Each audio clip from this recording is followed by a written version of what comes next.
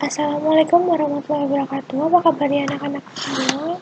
Semoga selalu dalam keadaan sehat dan baik-baik saja ya. Jangan lupa untuk selalu menggunakan masker ketika berada di luar ruangan, kemudian cuci tangan menggunakan sabun, dan selalu menjaga jarak dan protokol kesehatan lainnya. Baik, untuk hari ini kita akan belajar tentang materi baru tentang mata pelajaran administrasi umum, yaitu tentang tata ruang kantor. Tata ruang kantor ini adalah masuk ke kompetensi dasar 3.9 dan 4.9 ya. Nah, untuk hari ini nanti kita akan belajar tentang mulai dari bagaimana mengenal tata ruang kantor, pengertiannya seperti apa, definisinya, kemudian manfaat tata ruang kantor itu apa untuk kantor, serta tujuan adanya tata ruang kantor itu sebenarnya untuk apa sih. Kemudian yang terakhir adalah kita belajar juga tentang prinsip-prinsip tata ruang kantor yang baik seperti apa. Baik, sebelum masuk ke materi, alangkah lebih baiknya kalau kita berdoa terlebih dahulu ya. Berdoa dipersilahkan.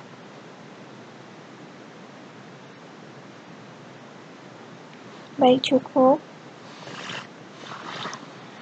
Oke, sebelum kita masuk ke pengertian, kira-kira menurut anak-anak, kenapa di kantor itu pimpinan punya ruangan sendiri?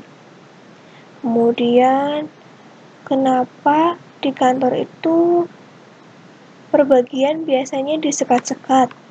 Ada bagian keuangan, ada ruangannya tersendiri. Bagian kepegawaian punya bloknya sendiri. Kemudian ada bagian pantry atau dapur di bagian belakang misalnya. Kemudian juga ada toilet. Kemudian lagi ada misal ruang rias, ruang sholat, dan sebagainya. Kenapa di dalam kantor itu harus dibagi-bagi ruangannya atau di part-part, serta tujuannya itu untuk apa? Kemudian kenapa dipisahnya per bagian? Kira-kira anak-anak ada yang tahu?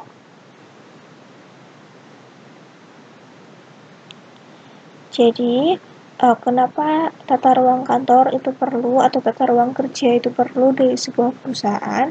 Karena adanya tata ruang kerja atau tata ruang kantor itu memudahkan karyawan dalam melakukan kegiatan operasional perusahaan, serta mempercepat pula dalam proses pengerjaannya. Misal nih, seorang staf keuangan setiap hari kan membuat misal laporan laba rugi, kemudian laporan penjualan, dan sebagainya. Nah,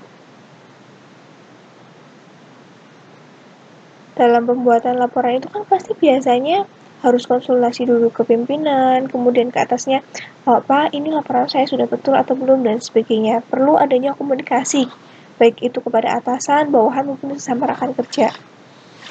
Sekarang misalnya, si staf keuangan ini ruangannya di lantai 2, sedangkan pimpinan ataupun manajer keuangannya itu di lantai 4 misalnya. Karena manajer punya ruangan sendiri, makanya di lantai 4 seperti itu. Kira-kira itu efektif tidak?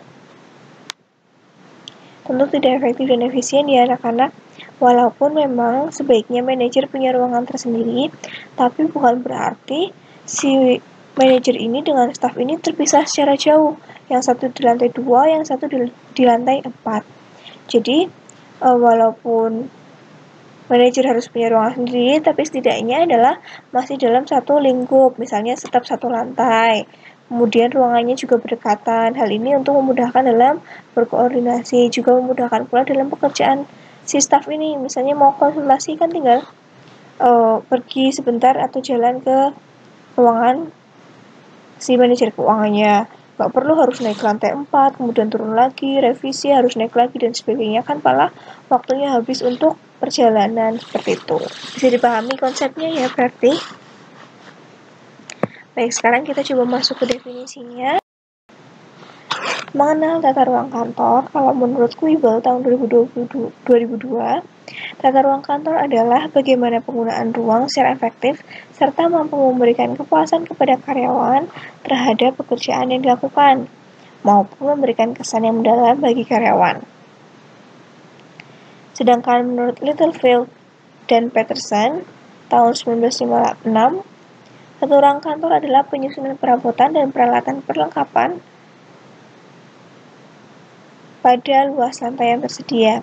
Jadi pada intinya untuk tata ruang kantor itu tidak hanya mengonsep di mana posisi duduk atau meja si karyawan-karyawan yang ada, tapi juga bagaimana perusahaan untuk bisa menyeting atau meletakkan layout untuk perabotannya, agar si peralatan ini bukan malah menambah sempit atau mengganggu estetika di ruangan, tapi juga menambah produktivitas si karyawan-karyawan yang ada.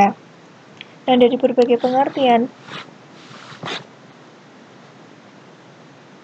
tata ruang kantor yang ada, maka dapat disimpulkan bahwa tata ruang kantor adalah penggunaan ruang secara efektif serta penyusunan alat-alat dan perabotan kantor pada luas lantai dan ruangan kantor ruang tersedia untuk memberikan sarana bagi karyawan guna menunjang kelancaran kerja serta mampu memberikan kepuasan dan kesan mendalam kepada karyawan. Jadi semisal kalau ruangan kerja dalam suatu kantor itu nyaman, kemudian memudahkan karyawan dalam pekerjaan, alat-alatnya juga dekat, ruang untuk berkoordinasi juga mudah, maka si karyawan dalam bekerja pun jadi lebih nyaman kan, lebih enjoy dan bahagia karena semua kegiatannya atau lokasinya itu sudah ditunjang atau dibantu dengan alat-alat yang tersedia dan dimudahkan. Sekarang coba misalnya memotokopi harus ke lantai 1 dulu, padahal posisi karyawannya ruangannya di lantai 3. Kan justru malah capek di jalan, kemudian menghabiskan waktu, serta bikin pekerjaan kita jadi nggak konsen. Misalnya udah capek duluan nih, naik turun dari tangga lantai 3 ke lantai 1 fotokopi, kemudian naik lagi, harus mikir lagi pekerjaannya, kemudian turun lagi dan sebagainya, kan malah jadi tidak konsen dalam bekerja. Makanya ketika sebuah kantor memiliki tata ruang yang bagus, maka karyawan pun akan nyaman dalam bekerja. Oke, sekarang kita masuk ke manfaat tata ruang kantor. Jadi gunanya tata ruang kantor dalam suatu perusahaan itu untuk apa? Jadi yang pertama adalah efisiensi tenaga dan waktu bagi pegawai. Contohnya seperti yang sudah saya katakan sebelumnya atau sudah saya sampaikan sebelumnya, misalnya yang tadi urusan fotokopi dari lantai 3 harus ke lantai ke-1. Kemudian yang tadi contoh staf keuangan, pimpinannya atau manajer keuangan di lantai 4 harus bolak-balik, kan tidak efisien, makanya diperlukan adanya tata ruang kantor. Yang kedua, memperlancar proses atau arus pekerjaan. Contohnya pun sama seperti yang staf keuangan dan manajer keuangan. Jika si manajer dan stafnya dalam satu lingkup atau satu lantai misalnya, otomatis juga memperlancar dan mempercepat proses pekerjaan.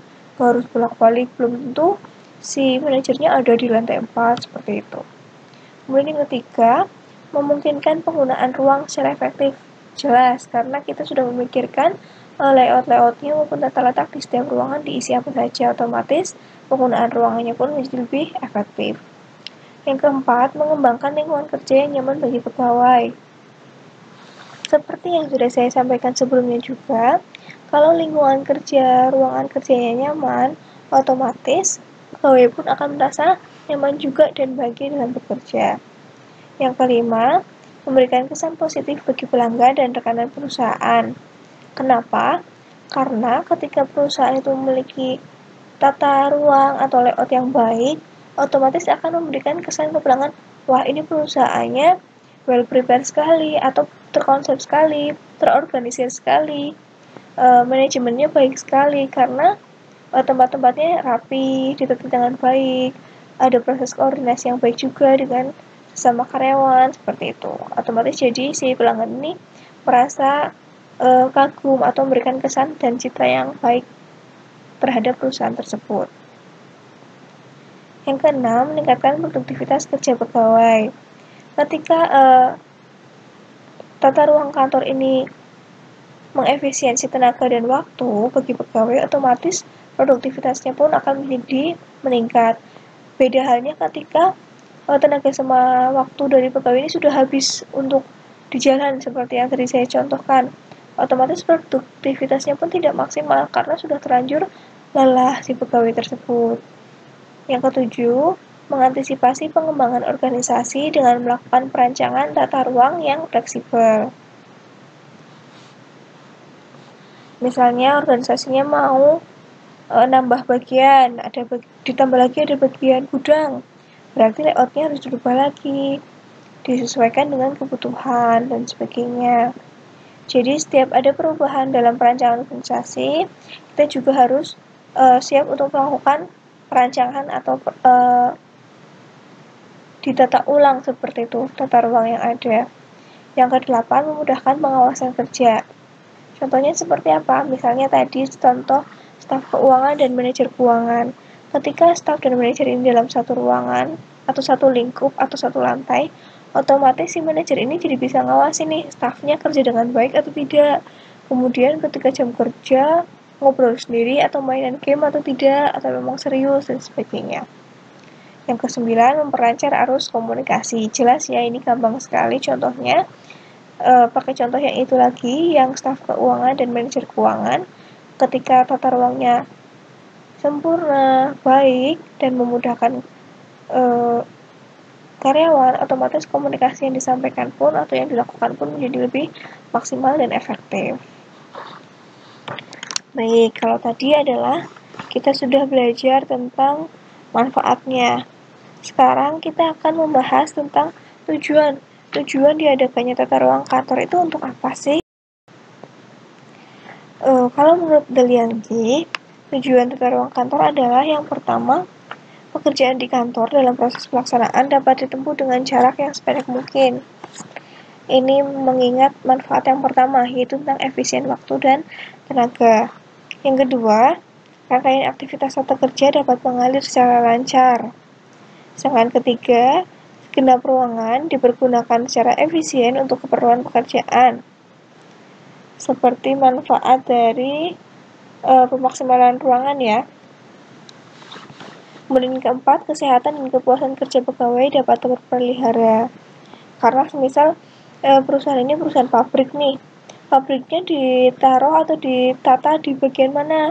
Di bagian belakang, karena selain menghindari kebisingan, juga misal itu alat-alat yang berbahaya, kemudian bahan-bahan kimia.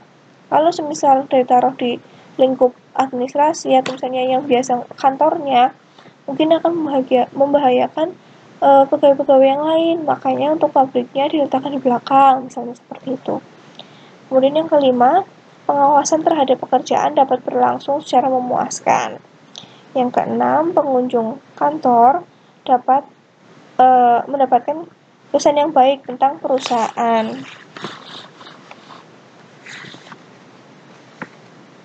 Kemudian yang ketujuh, susunan tempat kerja dapat digunakan untuk berbagai pekerjaan dan mudah diubah sewaktu-waktu. Jadi tata ruang yang sudah diatur itu sifatnya fleksibel, tidak paten hari ini kita tentukan layoutnya seperti ini. Jadi mau nggak mau ketika kita dapat tambahan bagian misal, atau misalnya tambahan alat, kita nggak bisa berubah, nggak seperti itu ya. Jadi untuk tata ruang kantor sifatnya fleksibel sesuai dengan kebutuhan dan kondisi perusahaan masing-masing.